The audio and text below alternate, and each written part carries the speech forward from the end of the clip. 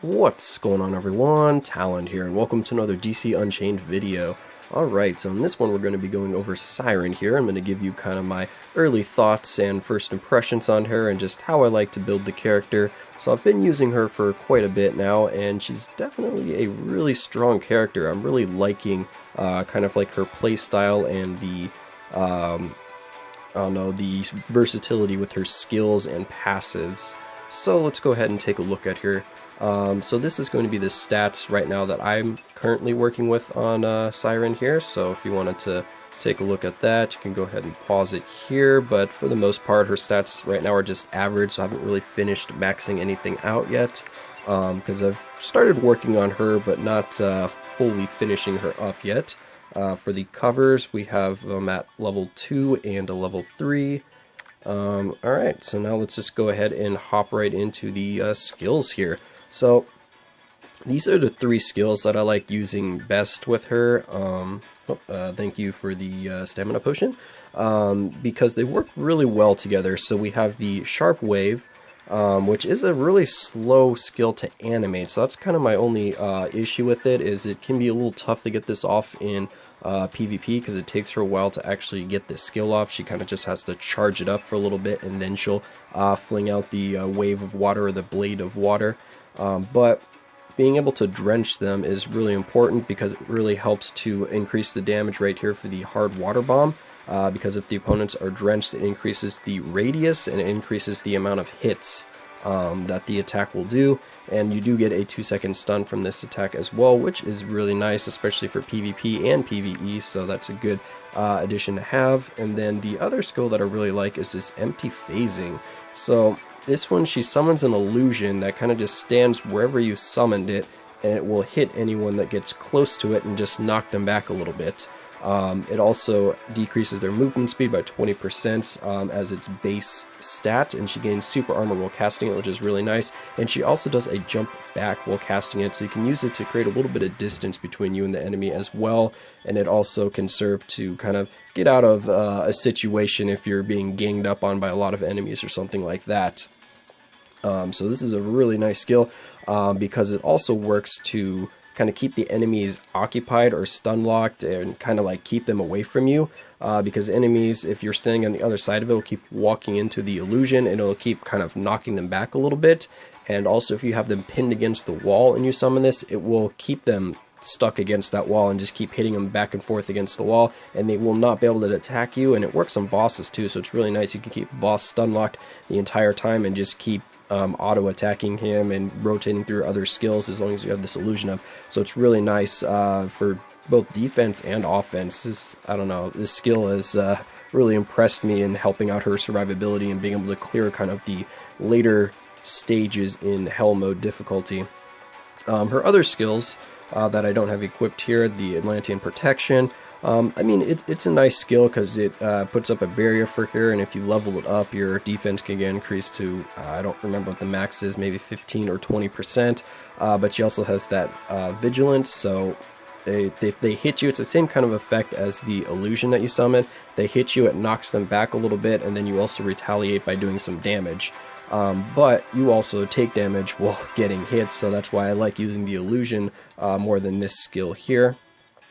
So let's go ahead and back out. And then the last one, of course, is her EX skill, which is, it's a nice skill. It has a really wide AoE, so it'll hit a lot of enemies, but it seems to push them around a little too much, so they can get out of it quite quickly before it deals the max amount of damage that it can, but it lasts a really long time, so that is something to keep in mind as well, because it seems like it has a good, I don't know, 5 to 8 seconds that it's active, so it sits there for a while. But you kind of want to level up a gear, I think, for that one to make it really viable. So that's also something I will be going over as well, is I'll give you kind of my opinion on some of the gears, because I haven't really been doing that in my other videos where I've been going over the characters, so I decided I'll start doing that to kind of give you my thoughts on gear as well. So for the first gear here, or for the first skill here, the one where she throws the blade of water, the one that I went with that I personally like is increasing the travel distance of it, because I want to guarantee that I get the enemies drenched and hit as many as possible. And since the skill takes, like I said, a little bit of time to cast, It's not like an instant skill. You can run back a little bit from the enemies, and then while they're trying to run up to you, you can start casting the skill, and then it'll hit all of them no matter kind of where they are on the screen, because it'll go pretty much half of the visible play space or half of the arena play space when it's been increased for its travel distance. And that can also be good for PvP, because when the enemy is like off screen or they're starting to run towards you, you can kind of like predict it and precast this skill, and then you can throw that wave of water and hopefully you'll catch them even though they're off screen. But another good option for this skill here is going to be the one that adds the stun effect, but this is mainly going to be for PvP, but then you still have the shorter range to it, so you need to make sure that you're pretty close to the enemy to get this stun off. So that's why I ended up going with this one personally, but I can see either of these two being a good option for this skill here. And then next we have the water bomb. For this one, I ended up going with the Whirlpool skill because that looked really nice in the skill preview. Kind of keep the enemies trapped for a little bit because it does continuous hits with that Whirlpool. Yeah, it keeps the AoE as well, so you don't just get the Whirlpool. You still get some of the small explosions around when the skill is cast, so you still have that aspect as well. And then the other good option for this skill is going to be, this one over here, where it increases the stun duration by 3 seconds. So that turns this into a 5-second stun, and I think this would be the best gear for PvP, because then you get that really long stun off.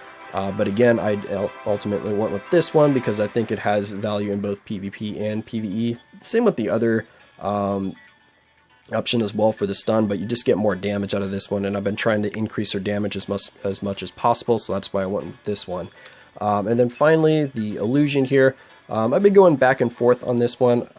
Either I'm going to get the this one here, where it increases the duration of the illusion and the amount of attacks that it has. Because having this illusion out is really nice. Like I said, I kind of use it as like a roadblock. If I'm being followed by too many enemies, I can just kind of drop this illusion and back off for a little bit if I need time to get my other skills off cooldown, or just need to like regroup or heal or something like that, because then they just run into that and they don't really get past it very easily. And then also it creates an opening because you can drop the illusion and then you can kind of cast the first skill where it takes, like I said, a little while to charge up, and then you can go in there with the water bomb. So they kind of work really well together, and just having that illusion out for a little bit longer seems like it would help quite a bit. Then the other one over here is the one where it decreases their defense and then also reduces their movement speed by 45%. I could also see this one being pretty useful as well because of that defense debuff right there. That could be useful for PvP and PvE. The movement speed is nice as well, but it's only for 3 seconds, so it can help because it'll be refreshed each time they get hit. But yeah, like I said, I'm still debating on which of these two I'm going to get, but I'm pretty sure I'm going to go with the increase for duration. So that's just kind of my thoughts on those.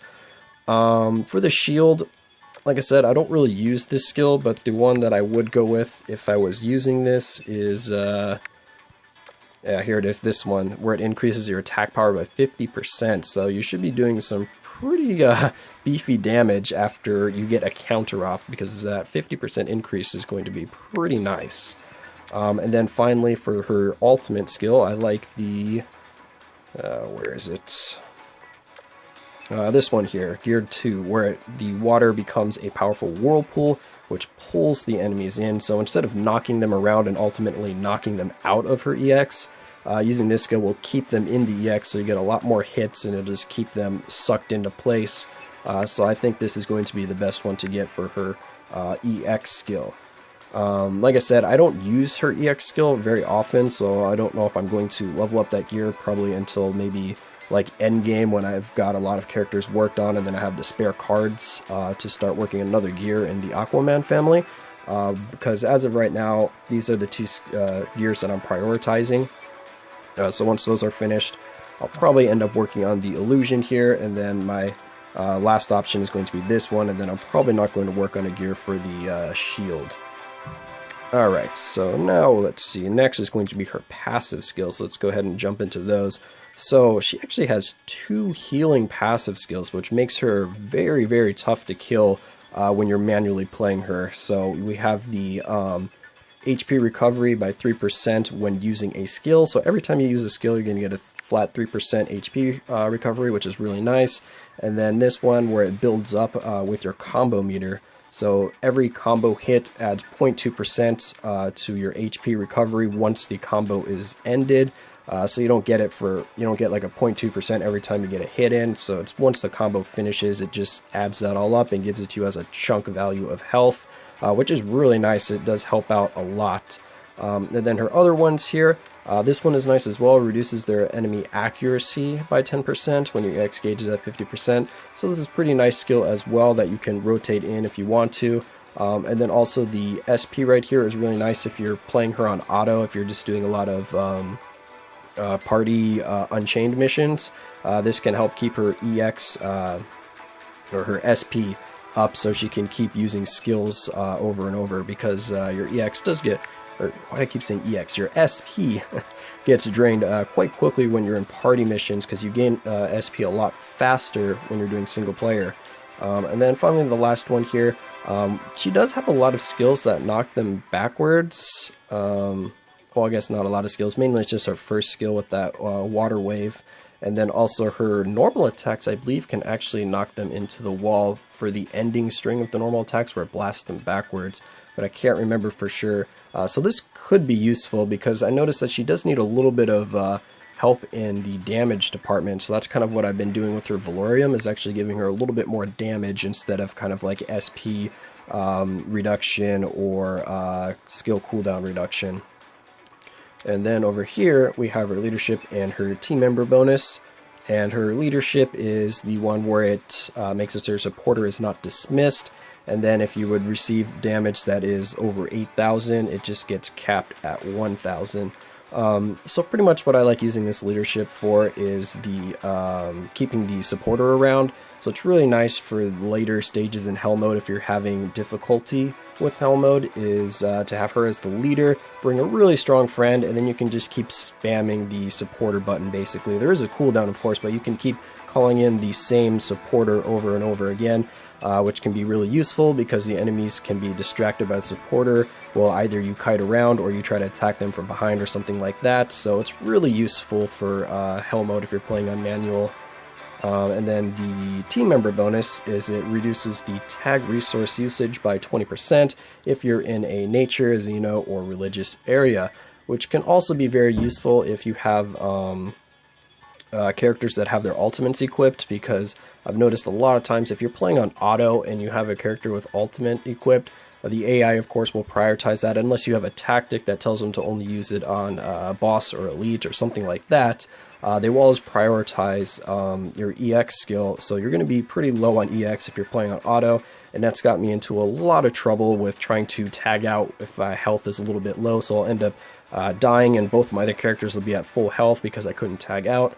This will reduce that, so you don't need 25 EX to switch, you now need 20 EX, which is really nice because a lot of times when I notice that my health is low and I'm trying to tag out, I'm usually at 19 EX, so I'm just like 6 EX short, and it takes quite a while to build that up. So just needing to build up one more, I could see this actually saving me quite a bit on auto if I have her as a team member, but that's going to be situational. So that's kind of a overlook of her skills and passives.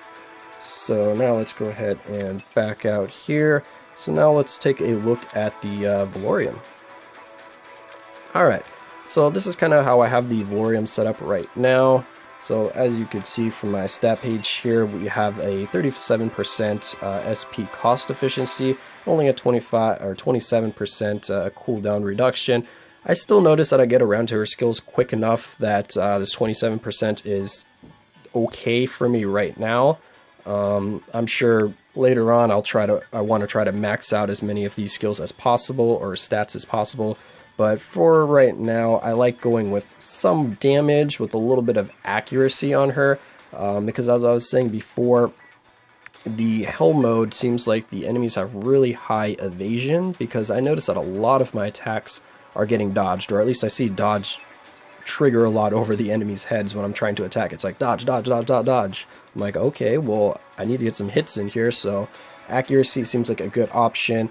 And also we got attack power, and then we've got a little bit of crit rate because she has lower overall crit rate, because I don't think she gets any from from here, right? Yeah, she doesn't get any crit rate here. So if you're going to go with attack on her, then you're definitely going to want to boost her crit rate opposed to her crit damage, because she has a really low crit rate to start with. So you want to boost up that number as much as possible, or you can just go all flat attack power just to make her hit harder overall in general, whether it be a crit or not. Yeah, so that's going to be kind of my thoughts on the valorium for Siren here. So, okay, that looks like all of the stuff we want to go over on this page here. So now we're going to get into a little bit of gameplay with her. So let's go ahead and switch over to that. Alright, so for a little bit of PvE content, we're going to jump into Unchained here for the Streets of Gotham Hell mode. So we're going to go ahead and hop in on single player here and kind of just let her run through this a little bit on auto so we can kind of get a feel for her skills and her healing. Having those 2 healing passives is really nice for kind of harder difficulties, because it is a significant amount of healing that she's going to get when she has both of those active. And also the Streets of Gotham here for Hell mode is significantly easier than the Fortress of Solitude on hard. So that's usually why I like to use this level here instead of doing the Fortress of Solitude.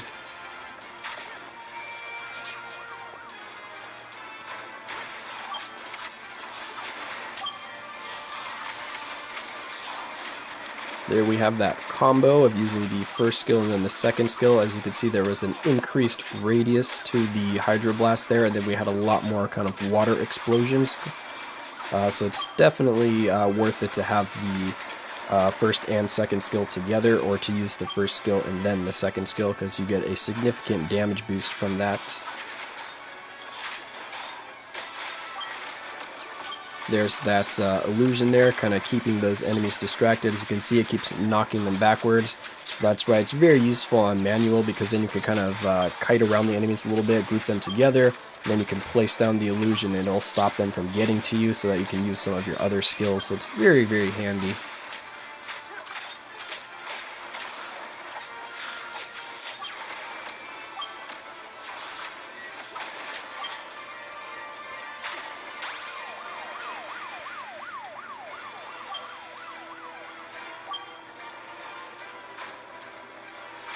Alright, and we're already at the boss stage here. So that's also something about doing the Streets of Gotham, is it's a very short stage as well. So that's why it's a nice one to farm. Let's see, the boss is going to be a combat type though, so we are going to be at a disadvantage here. So that means it will take us a little bit of time. Look at the boss there. He's stuck in the corner from our illusion. So it'll take us a little while to actually kill this boss, because we're going to have a type disadvantage here, so we're not going to be doing very much damage. But once we get the boss kind of locked down here, she should be good even on auto. We just need to get the boss pinned against a wall, and then we summon the illusion, and it should be game over, because he shouldn't be able to really hit us too much after that. So let's see if we can't show that off here maybe. Did you summon the illusion close enough to him? Yeah, as you can see, if the illusion is hitting him, he will not be able to get a normal attack off on you.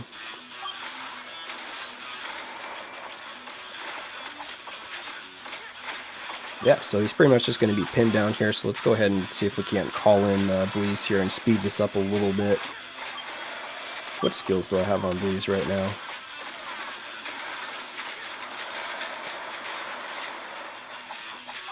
Alright, we'll definitely have the boss backed against the wall now. There we go, we got the illusion nice and close to him this time. And as you can see, that's her leadership coming in handy there. Bleeze did not get dismissed, and as you can see, we can summon her in again once the cooldown is finished. So that's why she's, her leadership, or this leadership in general, because there's multiple characters with this leadership, is very useful for kind of harder content, or content that takes your characters more time to clear, or is more difficult for your characters, because calling in that supporter can help to distract the enemies for you, and also for things like gosh, what's his name? The Nixelplix, I forget his name, Arena or whatever. It's really well for helping to manage the enemies in that as well, because again, it keeps them distracted and you get that additional damage from calling in the supporter. Alright, well anyway, that's going to be the PvE content, so let's go ahead and jump into a little bit of PvP.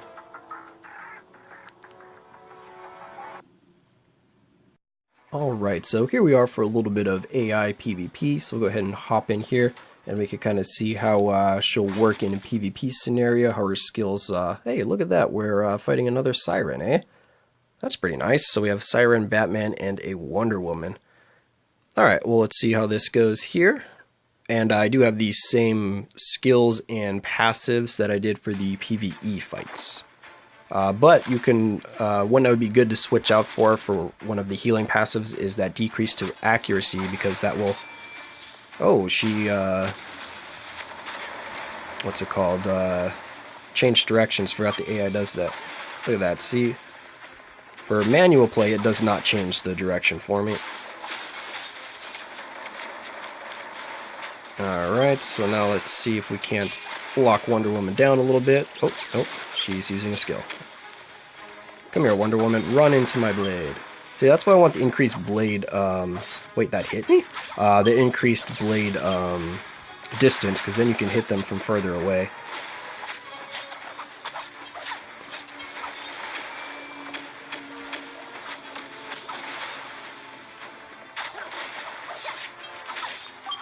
That lasso has weird range to it. Interesting. Alright, calm down, Batman.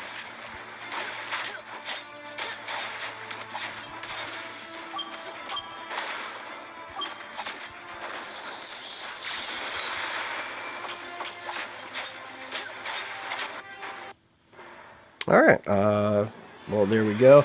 So this is a little bit of PvP with her. You do have to get used to kind of her skill animations and timings, because she is a little bit slower than a lot of other characters for casting her skills, and she doesn't really have much protection on them except for the illusion skill, where she does have the super armor for that one, but for the other two skills she doesn't have any protection during that. And you can also swap out for PvP any of those skills for her EX skill. I would usually keep the Phantom skill in and maybe the Slash, so you might get rid of the Water Bomb skill, even though that does have a stun on it, so maybe you will get rid of the Hydro Slash instead, or forgetting the actual names of it, but the Water Slash on the first skill there, you could swap out for her EX skill and then just have the stun for the Hydro Bomb, and then after you get them stunned with the Hydro Bomb, you can hop into the EX skill and do a lot of damage with that as well. And then you can kind of also just hide in the EX skill's damage radius so that they can't really get close to you as well. But anyway, that's just a little bit of PvP there, and that's just my first thoughts and impressions of Siren here. Overall, a very powerful character, and I'm really liking her for pretty much any game mode that I'm using her in right now, but mainly I've been using her to clear a lot of the Hell mode content, and like I was saying earlier, she was actually the character that I used to clear the Fortress of Solitude on Hell mode, and she pretty much did it on her own, but because her damage is slightly low, it took me, what did it take me, 12 or 10 minutes to actually clear the Hell mode Fortress of Solitude with her, but that was a lot of course kiting around, making sure I kept the illusion out, and then managing the healing with her, so that's probably why it took me about 10 to 12 minutes to beat it, but she was able to do it pretty comfortably because I only had to use one health potion with her. The rest of it was all of her healing from her passives. So yeah, overall, I really like this character. I'm very impressed with her, and that's going to be it for this video here. I hope you guys enjoyed, and of course I will catch you in the next one.